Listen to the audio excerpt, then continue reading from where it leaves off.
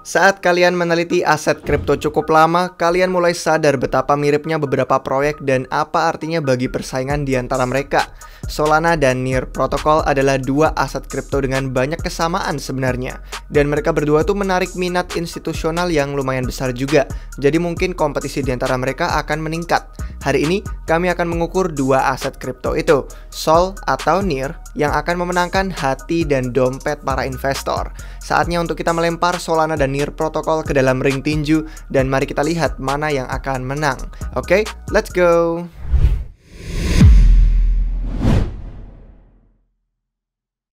Hai guys, selamat datang kembali di Republik Rupiah. Jadi untuk yang pertama ini ada banyak aspek sebenarnya dari Near Protocol yang terinspirasi oleh proyek kripto lain yang populer.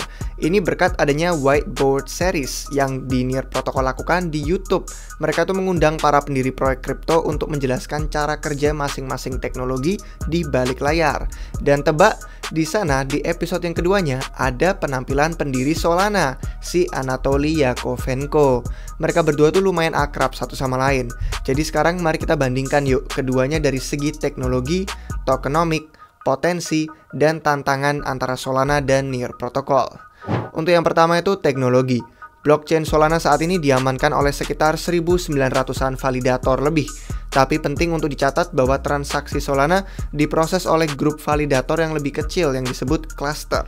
Dalam debat tahun 2019 antara Anatoly dan Alexander, Anatoly mencatat bahwa jumlah maksimum validator yang dapat didukung Solana adalah sekitar 20.000. Meskipun hal ini mungkin aja udah berubah sejak saat itu. Near Protocol menggunakan teknologi sharding yang dapat memproses sekitar 1.000 transaksi per shard. Dengan 4 shard yang saat ini mereka sudah aktif, artinya Near bisa memproses sekitar 4.000 transaksi per detik. Nah, untuk yang belum tahu, sharding itu pada dasarnya teknologi yang memisahkan blockchain menjadi beberapa bagian yang memungkinkan pemrosesan transaksi secara paralel. Harapannya ini bisa memastikan biaya itu tetap rendah dan transaksi terus diproses tanpa masalah. Dua blockchain ini cepat, walaupun Near tidak secepat Solana.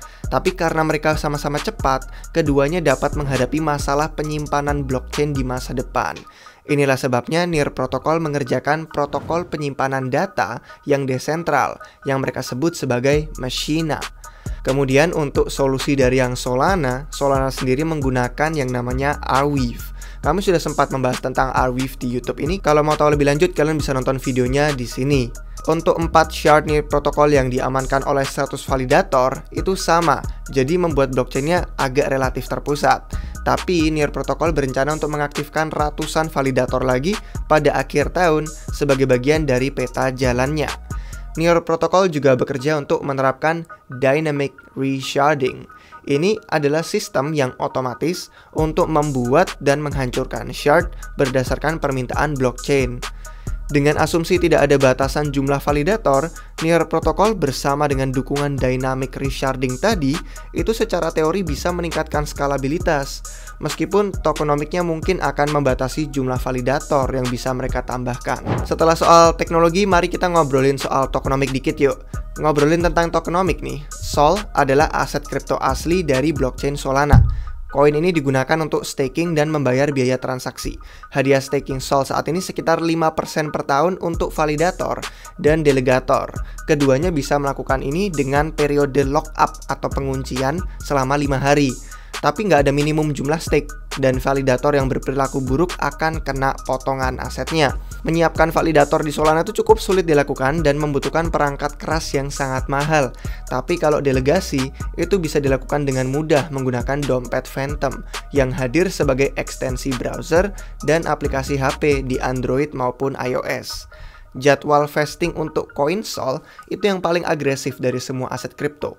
Dan kami sebenarnya penasaran, mereka kemarin tuh merilis hampir semua supply awalnya tahun lalu, tapi tekanan jualnya tidak menurunkan harga.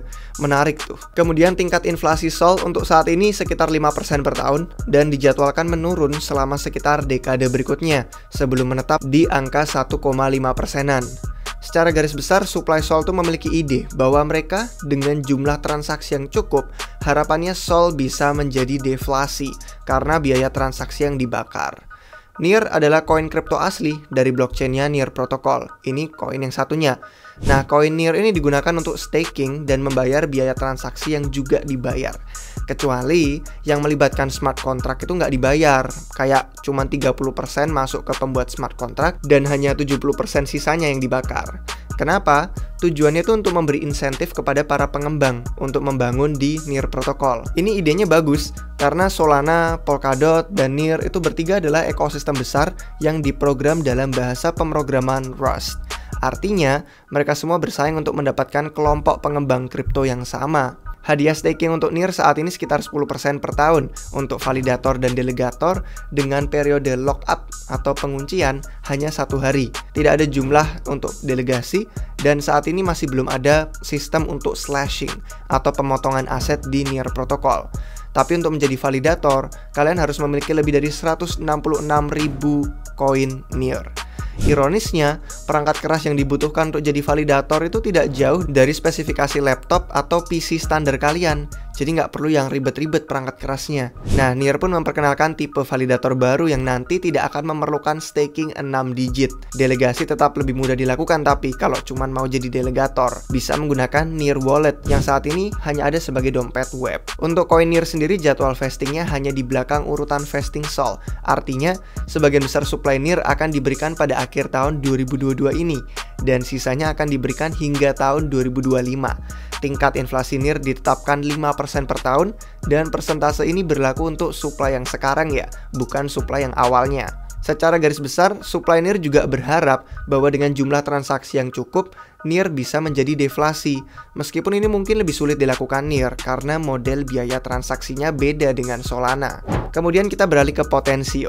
Kalau potensinya dari Solana, ini adalah blockchain de facto-nya untuk bursa exchange aset kripto FTX yang menginvestasikan banyak banget uang ke dalam ekosistem Solana, sampai mereka juga membangun protokol DeFi-nya sendiri yang namanya Serum. Ekosistem Solana tumbuh secara eksponensial selama setahun terakhir, dan puluhan aplikasi di blockchain-nya terus menarik ratusan ribu pengguna bulanan, terlepas dari bear market kripto.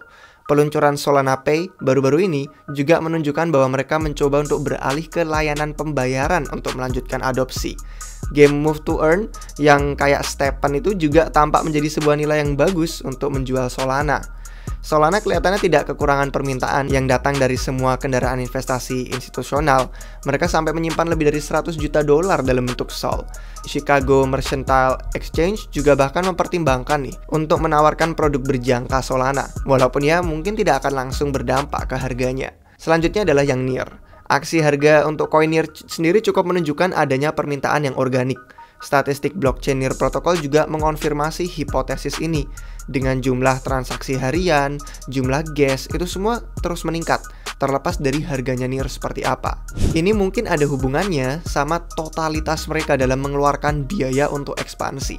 Dana pengembang ekosistem yang diumumkan bulan Oktober lalu itu sampai 800 juta dolar, hampir 1 miliar dolar ya. Tapi kelemahannya, ekspansi agresif ini hampir pasti menciptakan banyak tekanan jual, karena sebagian besar uangnya berasal dari NIR Foundation yang menjual koin NIR. Kebetulan, NIR protokol juga tampaknya beralih ke layanan pembayaran untuk tetap bertahan selama bear market, karena belum lama ini mereka juga mengumumkan perilisan NIR Pay. Mereka bahkan bermitra dengan aplikasi yang Move to Earn juga mirip kayak Stephen, tapi di sana namanya Sweat Coin, koin keringat lah kalau dalam bahasa Indonesia. Tidak seperti Sol, tapi tampaknya kurang banyak kendaraan investasi untuk institusional bagi NIR. Meskipun begitu, laporan besar dari Messari tentang pasar kripto tahun 2021 menemukan bahwa NIR adalah aset kripto yang paling dipegang institusi. Itu setelah BTC, ETH, dan DOT. Barry Silbert dari Digital Currency Group juga mengungkapkan bahwa NIR adalah aset terbesar perusahaannya setelah BTC dan ETH. Untuk yang belum tahu, Digital Currency Group ini adalah salah satu perusahaan kripto yang besar. Mereka yang memiliki Grayscale juga dalam portofolionya, dan untuk perusahaan kripto juga di portofolionya mencakup Circle dan Coinbase. Lalu untuk tantangannya seperti apa? Dalam hal tantangan, seperti yang sudah kita tahu, Solana menghadapi masalah yang beruntun dengan semua pemadaman blockchain-nya mereka. Kami percaya institusi itu nantinya yang tradisional pasti akan lebih melihat keamanan sebagai prioritas nomor 1. Terus tantangan kedua untuk Solana adalah pengembangan. Anatoly Yakovenko sering bilang kalau membangun di Solana tuh mirip dengan makan kaca beling.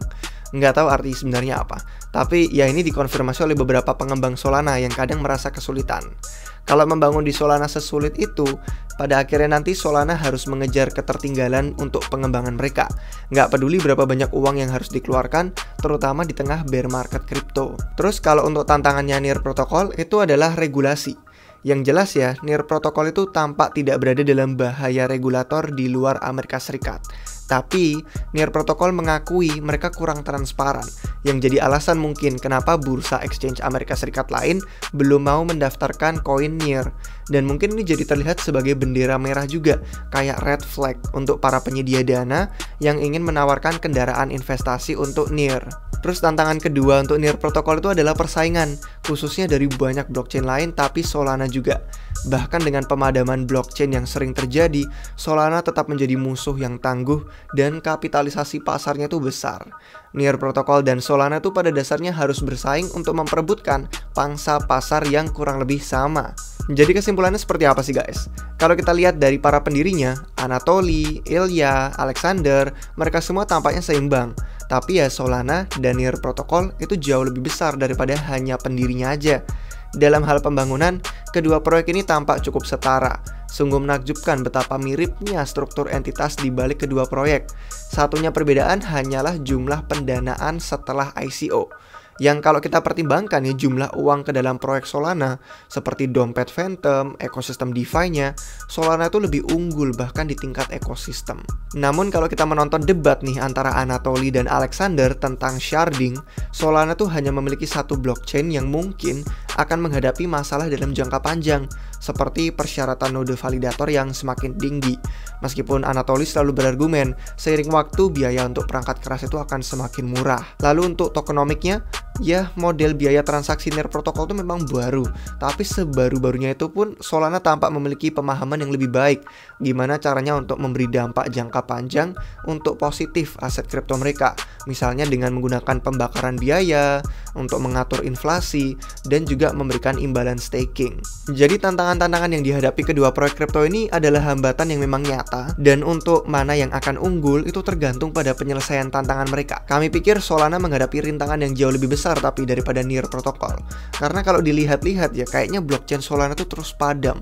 Bahkan setelah para developers tuh selalu menjanjikan perbaikan baru, tapi terus kemudian ya padam lagi. Jadi mungkin tandanya ya masalah mereka tuh lebih besar daripada yang mereka ketahui sendiri, atau yang mungkin mereka udah tahu tapi kurang mengakui. Ya, tapi Near Protocol pun juga sama. Mereka masih dalam proses meluncurkan mekanisme shardingnya yang baru, yang bisa aja menyebabkan banyak masalah lain nanti di masa depan. Near Protocol sudah memiliki beberapa masalah juga kemarin setelah meluncurkan 4 shard pertama, tapi ya masalahnya memang sudah diselesaikan. Intinya guys, kalau di sektor smart contract crypto yang lebih luas itu ada banyak proyek lain dan kompetitor yang bisa menantang. Kenyataannya masih terlalu dini untuk mengatakan siapa yang akan jadi pemenang, dan mungkin kita akan menghadapi masa depan yang lebih multi-chain. Itu saja sih untuk video kita hari ini guys tentang Near Protocol versus Solana. Semoga bermanfaat, dan kalau kalian suka dengan videonya silahkan kasih jempol. Jangan lupa subscribe biar nggak ketinggalan video terbaru apapun dari kami. Terima kasih untuk yang sudah nonton sampai akhir. Sampai jumpa kalian semua lagi di video yang berikutnya. Cheers! Sebagai anggota, kalian akan mendapatkan banyak sekali konten edukasi. Yang pertama, ada rangkuman dan komentar pasar. Kedua, update portofolio tim RR. Yang ketiga, riset koin dan token kripto. Yang keempat, peluang airdrop, ICO, DeFi, dan NFT. Yang kelima, video tutorial dan kursus. Dan yang keenam, akses ke perpustakaan dan alat riset kami. Kalian dapat menemukan semua harga dan link pendaftaran keanggotaan di deskripsi. Di website republikrupiah.com, kami juga memiliki artikel berita, blog gratis, dan link ratusan video YouTube kami yang bisa kalian cari. Kalian juga bisa mendapatkan merchandise RR yang keren. Dan tentu saja semua video yang kalian tonton bukan merupakan nasihat keuangan. Konten ini bertujuan untuk edukasi dan hiburan. Kalau kalian ingin mencari nasihat investasi, kalian bisa menghubungi penasihat keuangan. Sampai jumpa di video berikutnya.